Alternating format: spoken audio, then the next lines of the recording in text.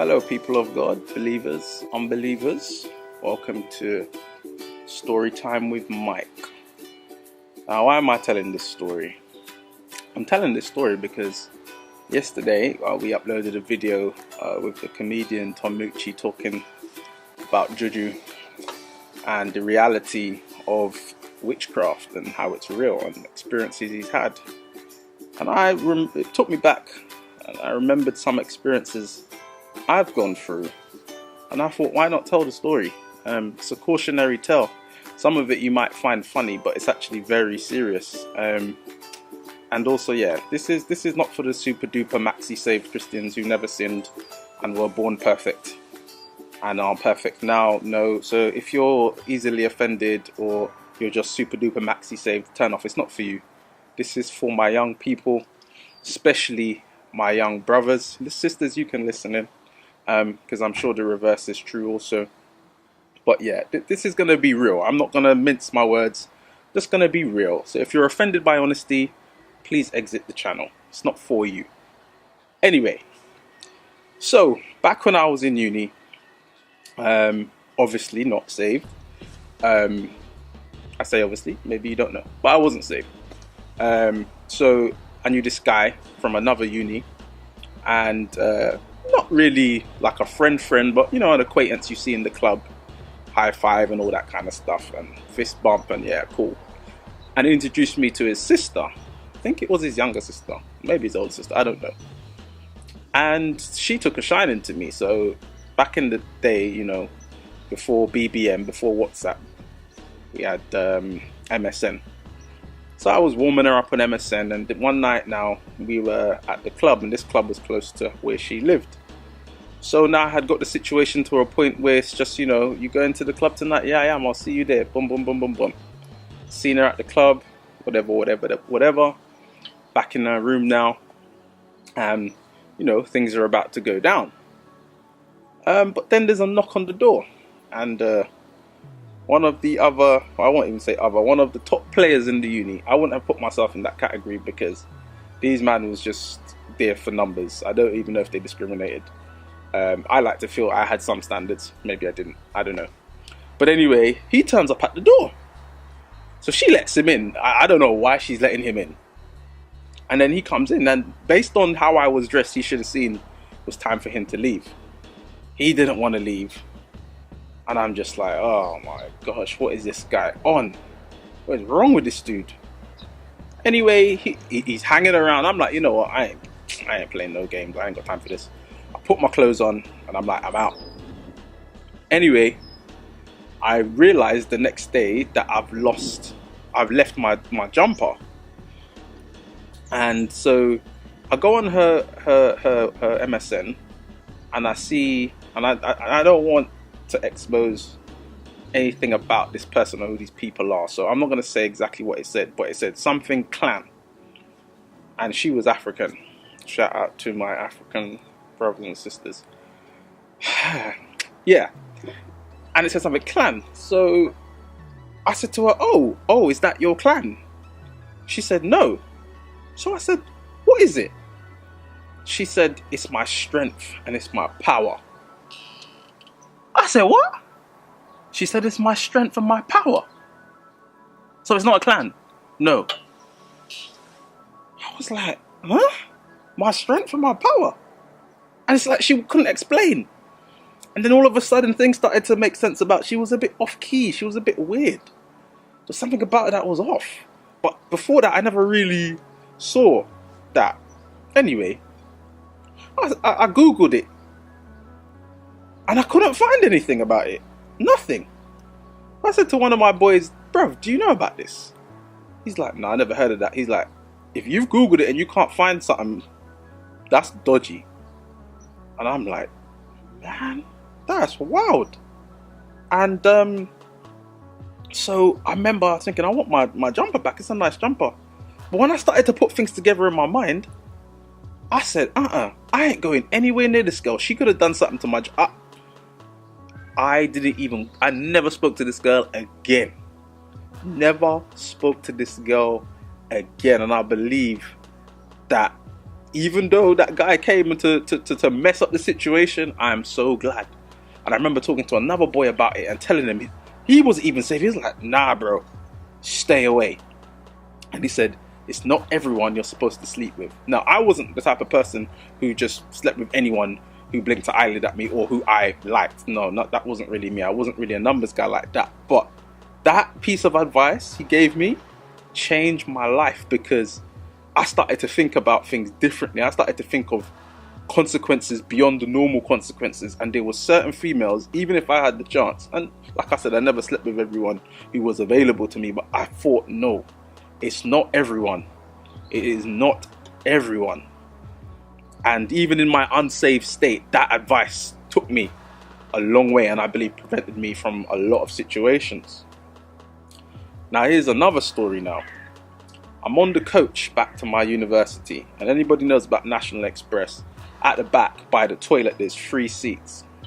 I always used to sit at the back by the toilet, and I used to sit on the far right in the corner by the window.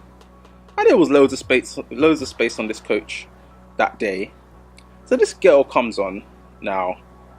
In my mind I'm thinking, there's loads of space in this coach, there's no way she's going to come to the back.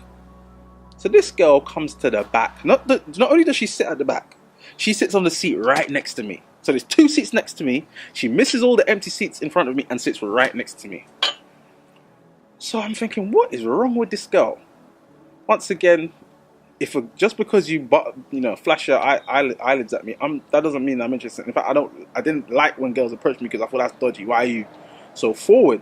So all now I'm just like, I'm looking to this. I'm making it obvious I'm not interested. So I'm looking to the side. She wasn't ugly or anything, but why are you sitting next to me? So I'm looking to the side, looking to the window. So eventually she realizes I'm not interested. I'm not going to talk to her. She starts talking to me. And from the get-go, I'm just like, why did you sit here? Like, what are you doing? And we start talking, we get talking. And then eventually she's like, do you want to come to my house today? I'm like, no, I don't know you. She's like, oh, but tomorrow we're having a barbecue with my family. Maybe you can come tomorrow. And this was a bit outside of where my uni was. I would have had to get a train or something. But even then, I'm like, no, I don't know you. Then she starts showing me pictures of herself. Now, the girl that I'm looking at next to me looks nothing like the girl in the pictures. Now, it's the same girl, but this girl has about 10 different looks. I think she was South African. Shout out to my African brothers and sisters. I'm not saying all Juju is from Africa. Or all Africans are into Juju.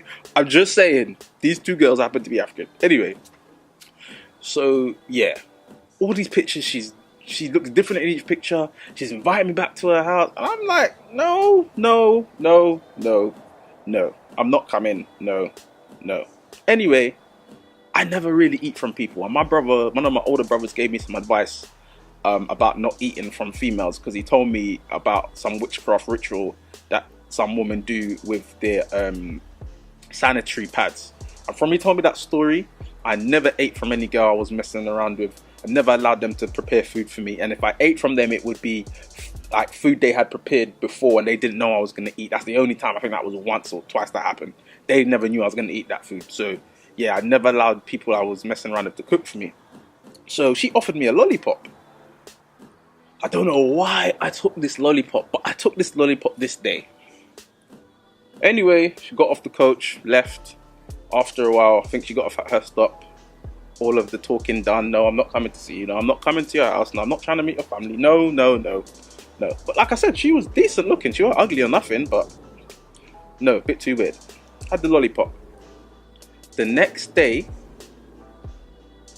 I had the most severe bout of tonsillitis I think one could ever have. I'd had tonsillitis before, but literally within 24 hours, I had what they call severe tonsillitis. I had pus coming out of my tonsils. Yeah, pus coming out of my tonsils. I could not sleep for about 26 hours solid. Yeah, I couldn't eat anything other than ice cream for about 2 days, because the ice cream was the only thing that would soothe, and I couldn't really swallow, because if I swallowed, the pain was so immense. So if I fell asleep or nearly fell asleep, and I swallowed in my sleep, bang, I'll be awake. It was absolutely disgusting. It was one of the worst experiences of my life. 2-3 days straight, pus coming out my tonsils, couldn't swallow, didn't sleep for over 24 hours, didn't eat any proper food for about 48 hours, and it was one of the worst experiences of my life. And when I came to look at things in hindsight, and I come to put things together, I said, my God, these are just two very small situations in my life where God had delivered me, and I didn't bear the consequences maybe that could have happened had, you know, I followed down certain routes, and God making interjections and interceptions for me. And so I say all that to say, young men, stop playing around with these pagan women. Yeah, marriage, yeah, the only way sex is legal is in the covenant of marriage. Yeah, that's the only way it's legal. And anytime you are running around sleeping with these pagan women and having illegal sex outside of marriage, yeah, you're in danger of cursing yourself, right? There was a reason why God didn't want the children of Israel to sleep around with women, strange women. One of them is because he knew that they would convert these men to worship strange gods and would raise their children to worship strange gods and in a strange way. But also a lot of these women were pagan and into witchcraft, yeah? So you need to be careful. Stop playing games. Stop sleeping with these pagan women. Juju, witchcraft is real, yeah? When girls are saying to you that they got strength and power and they ain't talking about Christ, you are in trouble. Yeah, it's not a game. It's not a game. So that's just story time with Mike. Don't play around with these pagan girls. Yeah, you get saved, you marry one woman, and you keep that one woman. Yeah, and you legally and lawfully have sex in the sight of God. And stop running around. It is a dangerous game to be playing. And as if you watch that video, which I recommend you do, which will come up on the screen, like, you will see it's not a game. And these days people are seeking to do witchcraft. They're enjoying witchcraft. They love witchcraft. They're researching this stuff, and there's more information available. Some of you are trapped and you don't know why you're trapped. Yeah, soul ties is real as well. Even without the witchcraft, you know, you're tying yourself to all these different women when you're sleeping around. Yeah, so stop playing games. Stop it. Yeah, it's real out here. Stay close to Christ. Take care. Say hi to my cat Eve. Say bye. Stay close to Christ. See ya.